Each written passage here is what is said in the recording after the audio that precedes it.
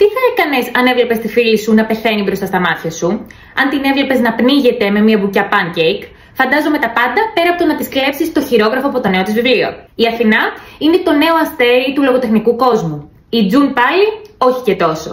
Το πρώτο της βιβλίο πέρασε εντελώς απαρατήρητο και όταν η Αθηνά πεθαίνει μπροστά της, αποφασίζει να πάρει το χειρόγραφο, να το ξαναδουλέψει και να εκδώσει το βιβλίο σαν δικό της. Όταν το βιβλίο γίνεται best seller, η Τζουν αποκτά τη διασημότητα που πάντοτε ήθελε. Δεν μπορεί όμως να ξεφύγει από τη σκιά, από το φάντασμα της Αθηνάς.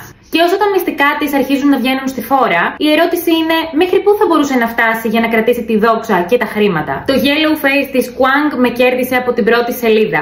Είναι ένα βιβλίο που διαβάζεται πάρα πολύ γρήγορα, έχει σαρκαστικό χιούμορ και σε κρατάει συνεχώς σε εγρήγορση. Το πιο τρελό σε αυτό το βιβλίο είναι ότι παρόλο που ξέρεις ότι η Τζουν κάνει κάτι εντελώς λάθος, κάτι εντελώς ανήθικο, δεν μπορείς να μην τη συμπαθείς, δεν μπορείς να μην την καταλαβαίνεις και να μην θέλεις το καλό της.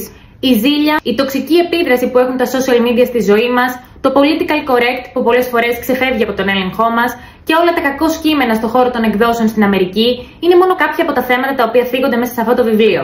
Αν ψάχνεις λοιπόν κάτι το οποίο θα σε κάνει να σκεφτείς, να γελάσεις αλλά και να κατανοήσεις τα βαθιά αίτια ενός ανθρώπου ο οποίος πρακτικά πράττει με πολύ ανήθικο τρόπο, τότε σου προτείνω οπωσδήποτε να διαβάσεις αυτό το βιβλίο. Γράψτε μου στα σχόλια αν το έχεις διαβάσει ήδη και κάνε save αυτό το βίντεο για να θυμάσαι ότι αυτό είναι ένα από τα καλύτερα βιβλία που θα διαβάσεις φέτος.